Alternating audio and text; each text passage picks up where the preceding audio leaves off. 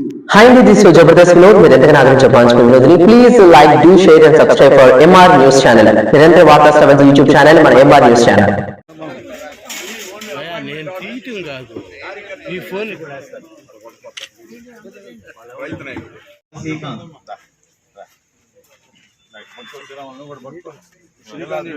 కాగితాలు పక్కన పెట్టు. రైట్.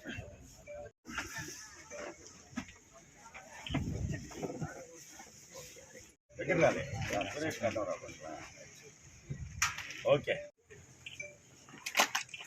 జగదత్తి మండల ప్రెసిడెంట్ గా కాకాని చంద్రయ్య నా ప్రత్యేకమైన అభినందనలు తెలుపుకుంటున్నా.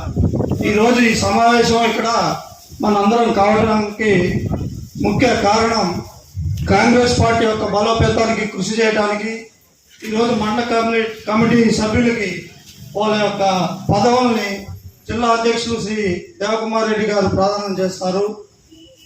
ఈ సందర్భంగా నేను మండల ప్రెసిడెంట్ అందరూ కూడా ఒకటే గుర్తు చేయదలుచుకున్నా, మీరందరూ కూడా పదవులు తీసుకొని ఏదో తమ పనులు మీరు చేసుకోవాలని ధీమాతో కాకుండా ప్రతి ఒక్కరు కూడా గ్రామ స్థాయి నుంచి కాంగ్రెస్ పార్టీ బలోపేతానికి మీరు అందరూ కృషి చేయాలని, మీతో పాటు నేను కూడా మీ అందరిలో ఒక్కడిగా ఈ కావలి గడ్డ అంటేనే కాంగ్రెస్ గడ్డని నిరూపించుకోవడానికి ఇది ఒక గొప్ప అవకాశం.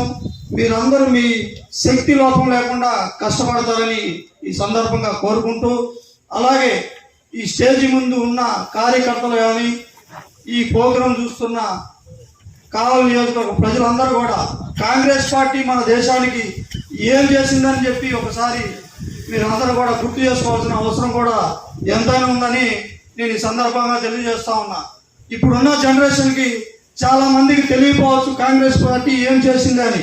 వాళ్ళందరికీ కాంగ్రెస్ పార్టీ ఏం చేసిందని మన గ్రామ స్థాయిలో కల్లా మనం వెళ్ళి వాళ్ళందరికీ వివరించి చెప్పి పూర్తిగా మన కాంగ్రెస్ పార్టీ విధానాలు చెప్పుకుంటూ ప్రతి ఊరు తిరిగి కాంగ్రెస్ పార్టీ బలోపేతానికి కృషి చేస్తారని మీ అందరినీ కోరుకుంటూ, ఈరోజు ఈ రాష్ట్రంలో కూటమి ప్రభుత్వం అధికారంలోకి వచ్చిన తర్వాత ఏమేమి పరిపాలన జరుగుతున్నదని మీరందరూ చూస్తూ ఉన్నారు.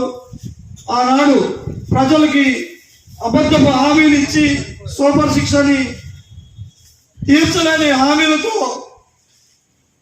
ఇచ్చి అధికారంలోకి వచ్చిన కూటమి ప్రభుత్వం ఈరోజు మనం చూసినట్లయితే ప్రజలు వాళ్ళ హామీలను నమ్మి ఓట్లేసి ఈరోజు చాలా బాధపడతా ఉన్నారు.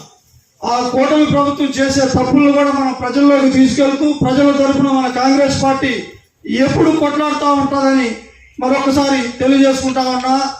ఈరోజు మనం చూసినట్టయితే పవన్ కళ్యాణ్ ఆయన జనసేన పార్టీ, టీడీపీ, బీజేపీ ఈ ముగ్గురు కలిసి ఒక కూటమిగా ఏర్పడి ప్రజల్ని మోసం చేసి ఈరోజు అధికారంలోకి వచ్చారనే విషయం కూడా మనందరం గమనించాల్సిన విషయం. ఎందుకంటే ఎన్నికల ముందు ఫ్రీ బస్ మహిళలకు ఇస్తామని చెప్పారు, ఇంతవరకు అది చేయలేదు. ఏదో గ్యాస్ సిలిండర్ అని ఒకటి అరకొరగా చేశారు. ఇవన్నీ తప్పులు కూడా మనం ఎత్తి చూపుకుంటూ ప్రజల్లోకి వెళ్ళాలని మరొకసారి మీ అందరూ కూడా తెలియజేసుకుంటా ఉన్నా.